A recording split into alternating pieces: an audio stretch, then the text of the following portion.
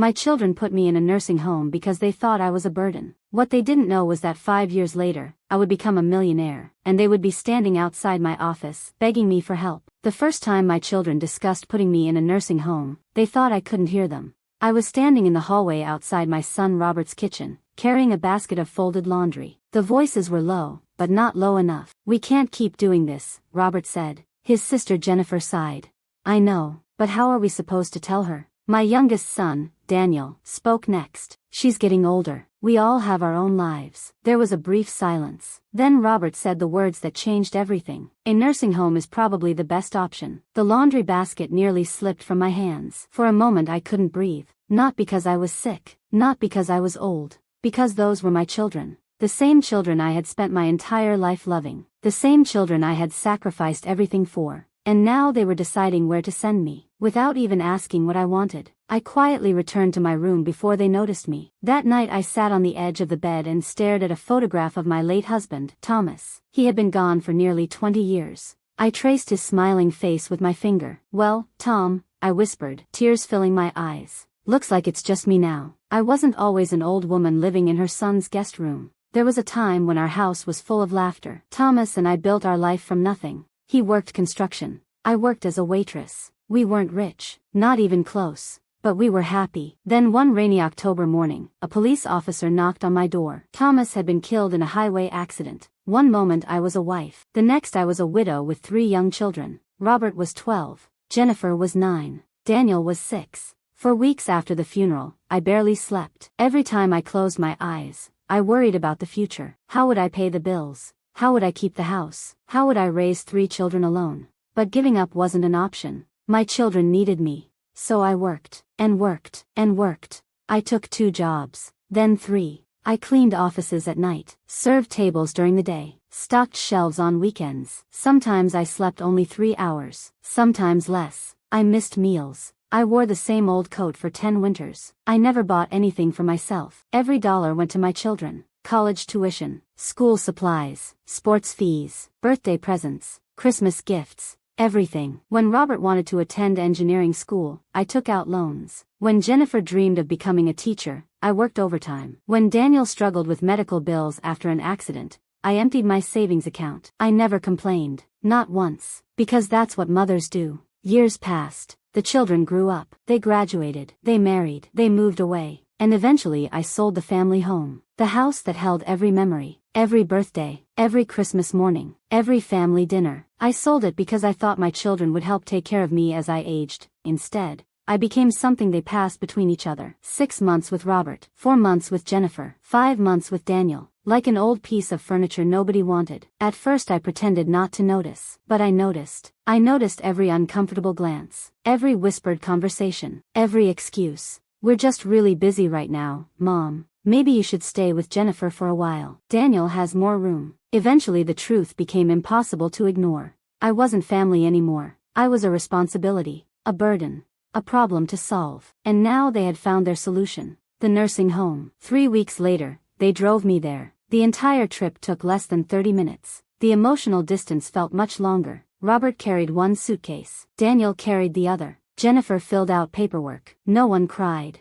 No one protested. No one said, "Maybe this is a mistake." The room they assigned me was small. A bed, a dresser, a window facing a parking lot. That was it. When everything was finished, my children stood awkwardly near the door. "We'll visit often," Jennifer promised. It was a lie. I could tell. Mothers always know. They left 10 minutes later. I watched from the window as their cars disappeared. Then I sat on the bed and cried harder than I had cried when Thomas died. Because death is cruel. But being abandoned by your own children hurts differently. The first few months were miserable. I barely spoke to anyone. I ate meals alone. I spent most of my days reading or staring out the window. The loneliness felt endless. Then one afternoon, a woman sat across from me in the dining hall. She looked to be around 80. Her silver hair was perfectly styled. Her posture was straight. Her eyes were sharp. "I'm Martha Collins," she said. "Eleanor Brooks." She smiled. "Why do you look like someone who has already given up?" I laughed despite myself. It was the first genuine laugh I'd had in months.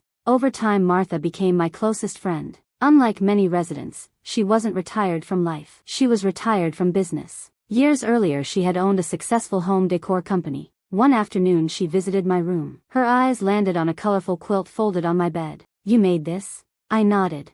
"Just a hobby." She stared at me. "No." "What?" "This isn't a hobby." She ran her fingers across the stitching. "This is talent." I shrugged. "It's nothing special." "Eleanor," she said firmly, "people would pay hundreds of dollars for this." I laughed. She didn't. The next day Martha brought a laptop. Then she spent hours showing me websites where handmade products were sold. I was skeptical. Who would buy something made by an old woman in a nursing home? Apparently a lot of people. Together we uploaded photos. Then we waited. 3 days later, my first order arrived. $75. I couldn't believe it. A week later, another order came. Then another. And another. Soon I couldn't keep up. Other residents noticed. Many of them had talents too. Knitting, painting, wood carving, jewelry making. Years of experience sitting unused. I had an idea. What if we worked together? What if we sold everyone's creations? Martha loved it. Within months, we had built a small online store. Within a year, we had customers across America. Within 2 years, newspapers were writing articles about us. Our story spread quickly. People loved the idea of supporting talented seniors. Orders exploded. Investors called. Partnerships formed. Television interviews followed. For the first time in years, I felt alive. Not because of the money, because I mattered again. 5 years passed. The little project became a nationwide company. We called it Silver Hands Collective. Our mission was simple: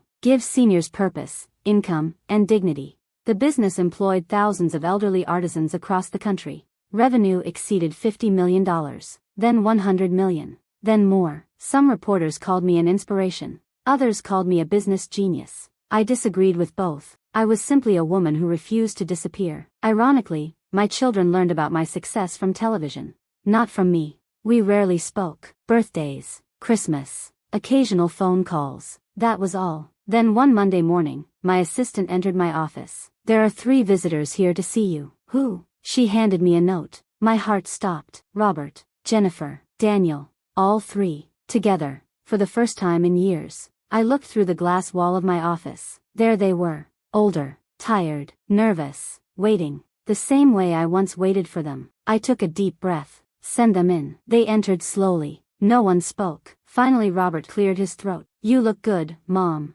"So do you." Another silence. Then Jennifer started crying. Real tears.